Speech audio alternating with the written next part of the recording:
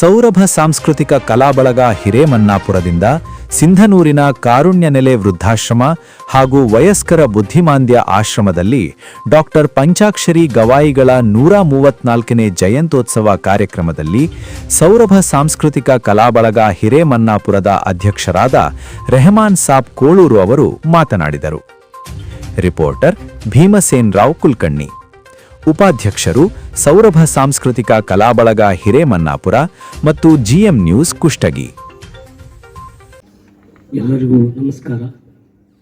ಈ ಕಾರ್ಯಕ್ರಮದಲ್ಲಿ ಬಂದಂಥ ಎಲ್ಲ ಮುಖ್ಯ ಅತಿಥಿಗಳು ಹಾಗೂ ಮುಂದೆ ಕುಂತಂಥ ನಮ್ಮ ತಂದೆ ತಾಯಿಗಳಂತೆ ನಾನು ತಿಳ್ಕೊಂಡಿದ್ದೀನಿ.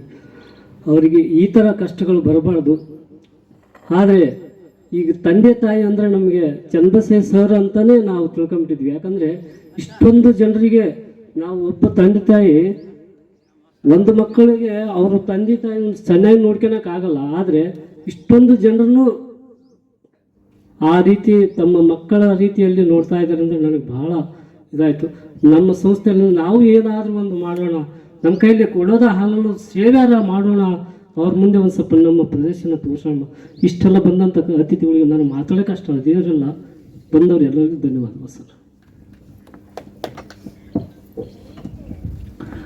ತುಂಬ ತುಂಬ ಧನ್ಯವಾದಗಳು ಸರ್. ನಮ್ಮ ರೆಹಮಾನ್ ಸಾಬ್ರವರು ನಮ್ಮ ತಂದೆ ತಾಯಿ ಬಗ್ಗೆ ಏನಂತ ಹೇಳಿದ ಮಾತು ಅವರಿಗೆ ಗೊತ್ತು. ಅಷ್ಟು ಭಾವುಕರಾಗಿ ಅವರು ಮಾತಾಡಿದ್ದಾರೆ. ನಾನು ಮತ್ತೊಮ್ಮೆ ಅವರಿಗೆ ನಾನು ಹೃದಯಪೂರ್ವಕವಾಗಿ ಧನ್ಯವಾದಗಳನ್ನು ಹೇಳ್ತಾ ಇದ್ದೇನೆ. ಯಾಕಂದರೆ ಅವರು ಮಾತಾಡಲಿಕ್ಕೆ ಇಷ್ಟಪಡಲ್ಲ, ಅವರು ಮುಖದಲ್ಲಿ ಅವರು ಇದರಲ್ಲೇ ಗೊತ್ತಾಗತ್ತೆ ಎಷ್ಟು ಭಾವುಕರಾಗಿ ಅವರು ಈ ಮಾತನ್ನು ಹೇಳಿದ್ದಾರೆ ಅಂತ ಹೇಳಿ.